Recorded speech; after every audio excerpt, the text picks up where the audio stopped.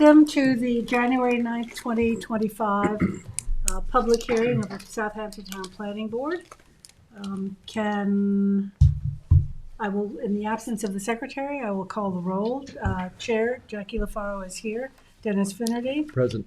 Gloria Byrne, secretary, is absent. George Mutu is absent. Tom Neely. Present. Kate Fulham. Present. David Glazer. Present. We have a quorum. Can you please join us for the Pledge of Allegiance? I pledge allegiance to the flag of the United States of America and to the republic for which it stands, one nation, under God, indivisible, with liberty and justice for all. Thank you. So just some safety notes. In case of an emergency, there are two exit doors down the stairs and out the front door. Let's hope we don't have any of that because it's cold out there. So, first application is Rivian, and do we have sufficient notice, Council? We do, Madam Chair. Great, thank you. And we'll read it into the record. Tom? Please take notice that in accordance with local law number 14 of 2022, a public hearing will be held by the Southampton Town Planning Board on Thursday, January 9th, 2025 at 6 p.m. at Town Hall, 116 Hampton Road, Southampton, and via video conferencing to enact a cross-access easement between the lots known as 1 Montauk Highway Watermill, tax map number 900-133-1-6, 769 County Road 39A, Watermill, tax map number 900-133-1-5, which are controlled by the applicant, and the parcel known as 759 County Road 39A, tax map number 900-133-1-4, which is the subject of a pending site plan application entitled Rivian LLC. Okay, can you give us just a brief overview of the application and your name for the record? Certainly. My name is Rob Fruit. I'm with Dynamic Engineering. We also have, I believe, on the line our attorney, Joseph Paparo. Who is that? What is his Joe name? Paparo, our attorney. Joe Paparo is He zooming in? He's on Zoom. okay. See if Peter can let him in. There he is. Yes. Can you Good give us your evening. name for Joe the record, Paparo please? from Porzio, Bromberg, and Newman on behalf of Rivian. Good to see everyone. Happy New Year. Happy New Year. Happy New Year. Before Mr. Frood continues, I just wanted to just give a very brief summary of where we were at the last time we were before the board. As the board may recall, we attended a public hearing back in September. During our presentation, there was some feedback and recommendations that we explore a potential cross-access, which was described this evening in the summary. We adjourned from the September public meeting to develop a concept of that cross-access, which was presented to you all at your meeting on October 24th, 2024. We presented the conceptual cross-access site plan, and we received some what we consider to be favorable feedback on that design. And based on that feedback, Rob Fruit and Dynamic Engineering have now fully engineered the site plan to include that cross-access from 1 Montauk Highway across 769 County Route 39A, connecting to 759 County Route 39A. And Mr. Fruit is here tonight to talk about the plans that were submitted to the town of Southampton in support of the application. So I'll turn it over to Mr. Fruit. Thank you. Thank you. Please. Mr. Thank you again. Rob Fruit with Dynamic Engineering. What's being passed around is a reduced version of what's on the easel, which is a colorized version of the plan that was resubmitted to the board. As Mr. Paparo indicated, what the plan summarizes is the change that was requested in September and reviewed conceptually in October, which is a 22-foot wide access drive along the north property line of 769 County Route 39A to access the existing drive aisles and circulation of the BMW, which allows circulation to Southampton Bypass. That is it's 22 feet wide. It's sufficient for two-way traffic through there.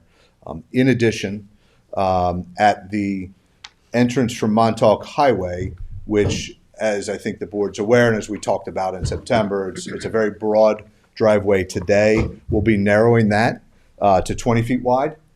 So as you see, again, in that southeast corner, we're narrowing that. The darker green is the area that will be new landscaped area, narrowing the drive, putting some slate channelization on that. So it'll be right turn only, ingress only into the facility. We'll also post no left turn signs on Montauk Highway to identify that there would be no left turn into that driveway. That is the circulation that we talked about here in September as a suggestion and conceptually reviewed in October. And then that would, that way ingress or egress can happen also from the bypass. With the driveway, we have two dry wells proposed that'll collect the additional stormwater from the pavement, recharge that underground. We did soil percolation tests, very good sandy soils here, no issues, no groundwater. They have been submitted to the engineer. He issued a letter today with recommendations for approval conditioned on final acceptance of that drainage report. But given the conditions of the soils, we don't see any issue with that, and we're comfortable with that as a condition of approval.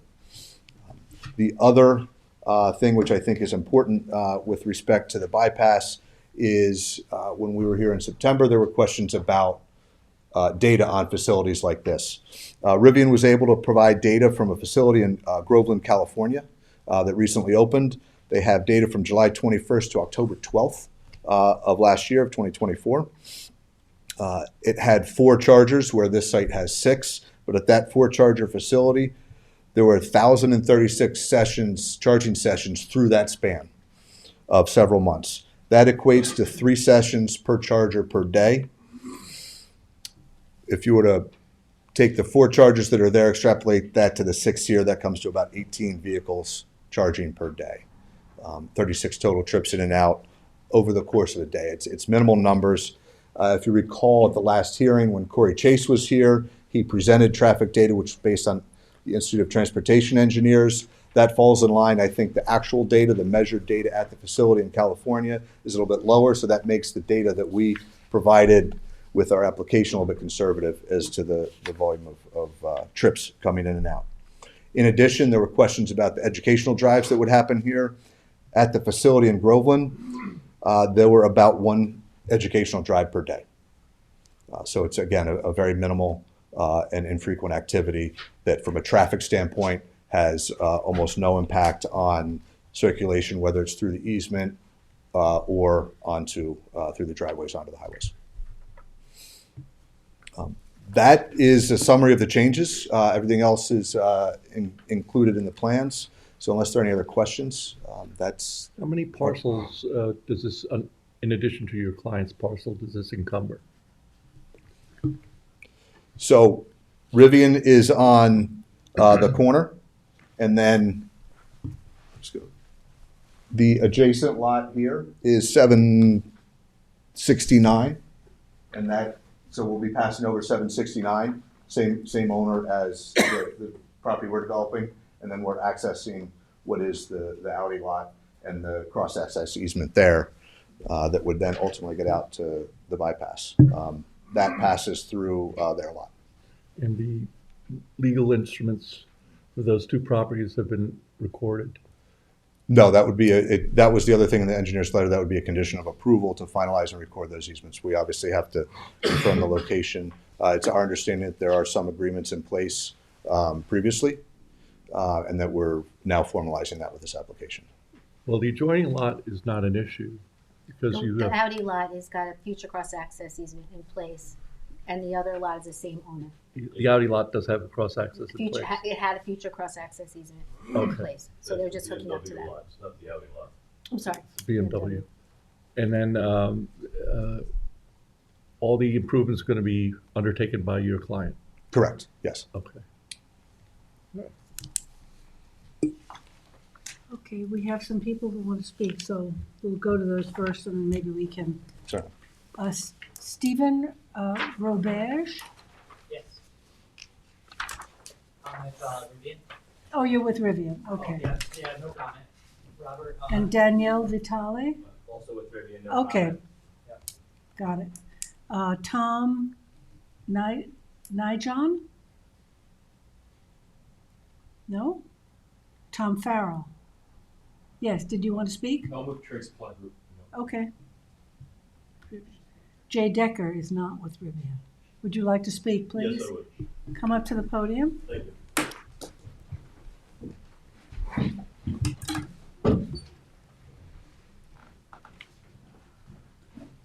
Good evening. My name is Jay Decker. I'm with BMW of Southampton. So this is sort of coming on a little soon. I know these topics have been going on in the meeting here with the companies, but we were just made aware of this situation on December 17th. The plan as it stands right now does not work with our property or our traffic flow. It's actually totally opposite the way everything goes in both of our businesses. So I don't know how we're going to make that work. I have spoken with Rob about a couple of suggestions about changing the access points or trying to get him away in or out of the property, but right now that hasn't been fulfilled, and it obviously needs to be fulfilled. We're not in the presence to sign a cross agreement yet. There's supposedly one was put in place a long time ago from the prior owner, but there's a concern about when that was recorded with the county because it was a lot after when we bought the property. But I have no problem working with Rivian and trying to come up with a solution that will work for both of us, and obviously one that's safe. Because right now, the traffic is all going, they'd be going into each other. Traffic flow is going one way for 20 years. It can't be changed. The two buildings are used a certain way. So we need to come up with a different plan. Great. Okay. Well, it's nice to know that you're willing to engage in a conversation with them. Yep. Yeah, well, I've had conversations with the owner. Again, unfortunately, it's just been recently. Yeah. And I just met, Rob today, but we had some very interesting conversations while we met already, but we definitely need to expand on that and move Great. further. Appreciate that. Thank you. You're welcome. Is there anyone on Zoom? Peter? Yes, we have Lori Chase.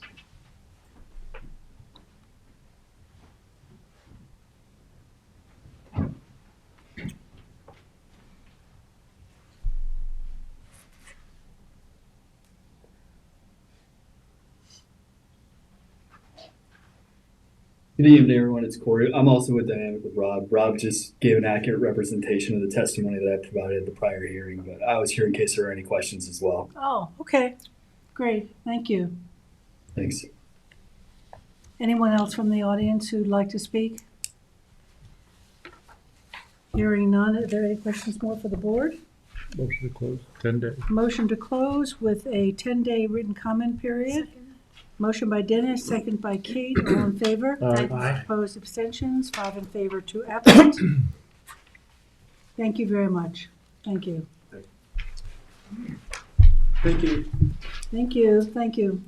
Jackie, are we gonna call 2 and 3 together? I think so, yeah. 2 and 3, the water mill, building supply.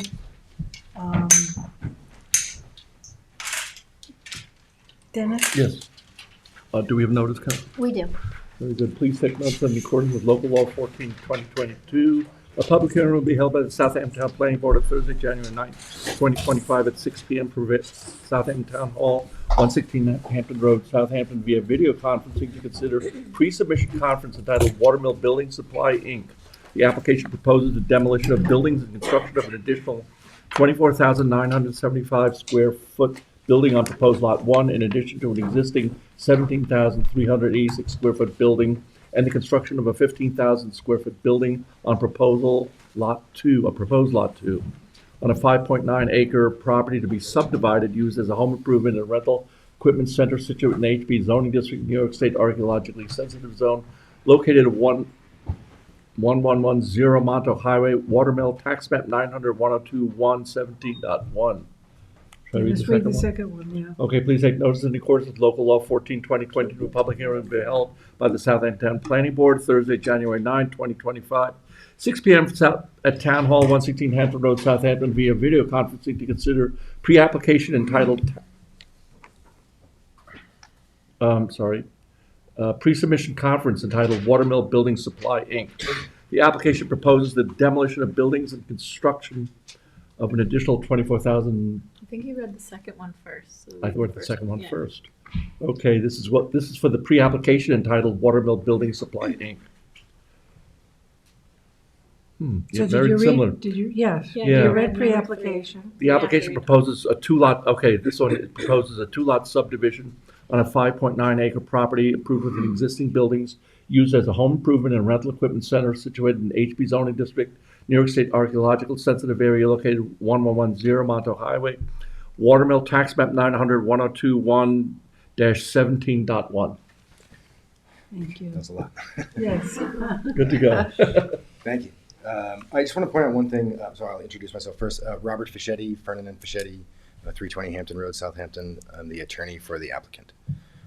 I'm joined today by Thomas Farrell and Thomas Nickpon from the applicant, and then also Vincent Gaudiello from Rayner Group. I want to point out as we submitted the application, it's actually Watermill Building Supply Realty LLC. That's Okay. this. I think maybe the ink was a previous, but our That's maps and our Watermill application. Building Supply Realty. Realty LLC. That's the way our application was Okay. submitted, and that's. I got But it. I just throw that out there. So I'll just give sort of an overview of things. Please, yep. So we have We have as it up? the yes, we have the stuff here as the public notice. It said it's a two-lot subdivision. The existing property, 5.908 acres. It's on the north side of Montauk Highway, bordered on the north of that by the Long Island Railroad. It's home to Watermill Building Supply. It's a lumber yard that's been there for many years. The main building, where the main building now, where the Watermill Building Supply is 13,210 square feet, and then there's an outdoor showroom on the side, and then there's some buildings in the back. As you can see, that's for that lot. That's part of what we're looking to clean up. So we have there's an existing CO for wholesale lumber home improvement center, and the lot, as I said, rather large. Our plan is to create one additional parcel. So we have the current improvements will remain on parcel one. Parcel one will be 184,273 square feet. And then we have on the east side, parcel number two. We submitted also an aerial photo that has the proposed lot lines that helps to sort of, you can see a little bit better, how it all comes together. We understand that we're going to go to the zoning board due to the size of the fact that we're increasing the degree of nonconformity. We're confident that we have our case to make to the zoning board, and obviously, we'll be back to you for the next round of this with our results from the zoning board. The plan for parcel one, getting back to that, is to demolish those rear buildings. Those are all, I don't know if you've ever been there before. When you buy lumber, you then go to the back building to pick up the lumber and everything else. That's where the lumber's stored. The idea, not only with the buildings, but with the traffic flows, to clean all of that up. So we're going to clean up the back buildings to make them one building, where you drive through and then load up and then drive out. Makes for a more clean and organized site, which will then be coordinated with parcel two, which will have a new building, which will be wholesale retail plumbing, all sort of the same operation, but separate properties, access coordinated and everything. We did also talk a little bit last time we were here about the curb cut. We did submit plans to the Department of Transportation and did receive comments back. The town was copied on the comments. We just got them the other day. I actually have copies I can submit, which obviously will be more of a topic for the next round, but they were positive. They didn't have any sort of run-of-the-mill, didn't have any major traffic concerns or anything like that. Vincent can speak to that if he has any questions, but we thought it was a good start to that process.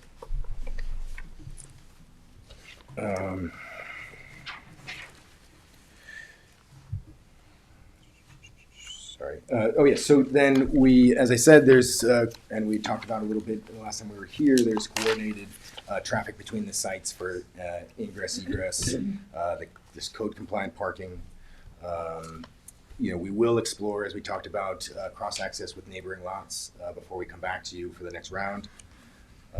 We do feel that this final result, it leaves us with two independent lots that have coordinated access, coordinated parking. It's based on what you could do with this as a blank slate. It's a fairly reasonable use of all the site altogether. And that's what we're proposing. Our concern when we saw you in a work session earlier was the additional curb cut on 27, Yes. Which we're trying to minimize the impact on 27 Yes. and traffic on that road. We put it to the experts, and they did not have. As you'll see, I don't want to speak for Yeah, them. You'll see in the we haven't comments. read Yes, it. no, I understand. Yeah. So I think in those comments you'll see that they're confident that, especially with our alignment with the road across the street, Roseville Road. Yes, that it's really best case scenario. There is a pretty reasonable distance between I know it seems like a lot in that cluster relative to the whole stretch, but there is a reasonable distance between the two. I think the DOT felt the same way. And obviously there's more to chip away at with that, but the concept plan they felt was solid. And just the other issue quickly, and we don't need to get into it too deeply, but is the circulation coming in from that? Yes. There is no room on the east side of the building. So I just talk a little bit about how that's going to happen. Mr. Guardiola, you want to speak to that? Certainly. Yeah. My name is Vincent A. Gaudiello. I'm a principal with the Rayner Group, and we represent the applicant as both the project surveyors and site civil engineers. As part of where we are in this process, obviously this is a pre-application conference.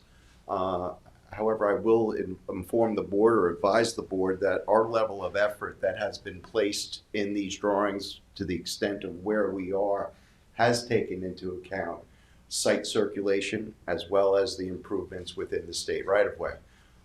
We have gone through the effort of contacting New York State DOT and have gone through what they call their stage 1 phase, which evaluates trip generation, traffic impacts with respect to the curb cuts.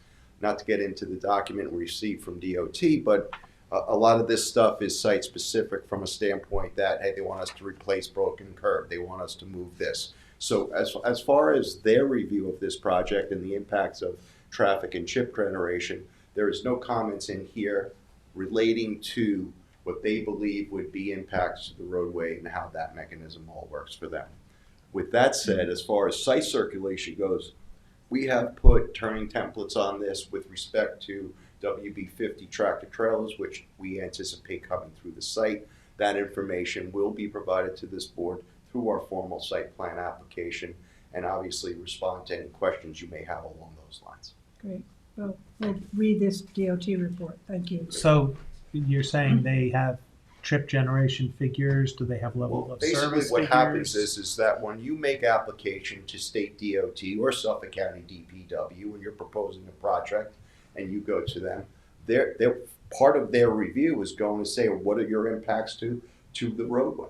So as far as their need for trip generation figures, and obviously, should you want that information, we'll gladly share that. We do have a traffic consultant as part of our team through this process. But if you read through this documentation, there's no trip impact statement or any reference to what they believe would be critical to the operations and level service of that road based upon what we're proposing here. Certainly would like to see some of the documents that you're referring to at some point in this process. Well, again, we fall under the jurisdiction of the New York State DOT. So with respect to the application and the PERM 33 that we have filed with them, there's no mentioning of here of impact studies, trip generator, traffic counts along their state highway relative to what we're proposing here. That's what I'm saying. Right. They're not in there. They're not asking for it. Okay. In other words, based on our. Based on what we're proposing on that plan. We provided them with details as far as what the use of the building is going to be, and based on. Yeah, just please speak into the mic. I'm sorry. Again, we're just, I think it's important that the board read it. I'm glad we got these comments prior to the hearing, so it can be put into the record. Because I think it shows the efforts that have been made by the applicant and the team here to address the issues of traffic and trip generation. Great, thank you. Any other questions from the board? Is there anyone who wishes to speak to the application? Is there anyone on Zoom, Peter? No on Zoom. No one Those on are Zoom. separate resolutions. Yeah, we'll have to do, we have two resolutions here, so the first, we can close with a motion, with a close to a 10-day written comment period. Motion. Motion by Dennis, second by Kate, all in favor? Aye. 5 in favor, 2 absent. And pre-submission is 30 30 days, days, yeah. yeah. So a 30-day on the pre-submission, number 3. Motion by Kate, second by Tom, all in favor? Aye. Opposed, abstentions, 5 in favor, 2 absent. Thank you. Okay, thank you very much. So we're moving on to number 4, Township Noyak Road. Do we have sufficient We do, notice, Madam Chair. council? Great, thank you. Kate, do you want to read that?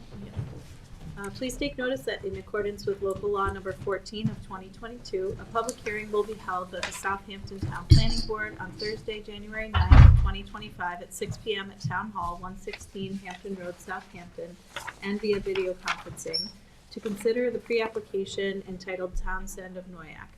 The application consists of a standard plan for a 2-lot subdivision on a previously improved parcel with Lot 1 to be 26,585.04 square feet and a vacant flag Lot 2 to be 23,328.11 square feet and improved with a single-family dwelling in the R15 zoning district located at 4490 Noyak Road in the New York State Archaeological Sensitive Area, Noyak, Suffolk County Tax Map Number 900-24-3-56.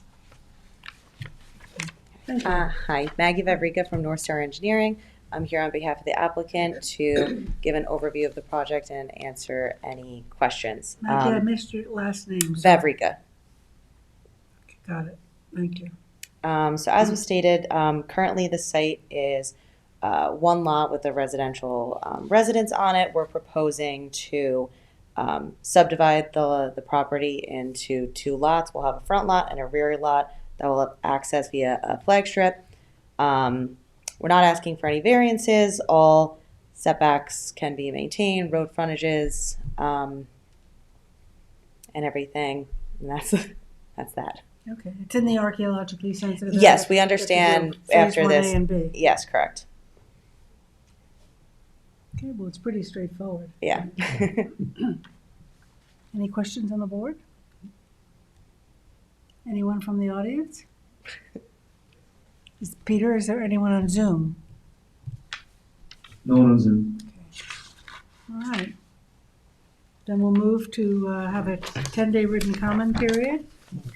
Motion by Dennis, second by Tom, all in favor? Aye. Opposed, abstentions? 5 in favor, 2 absent. 10-day comment period. Thank you. Thank you. 1052 Noyak Path.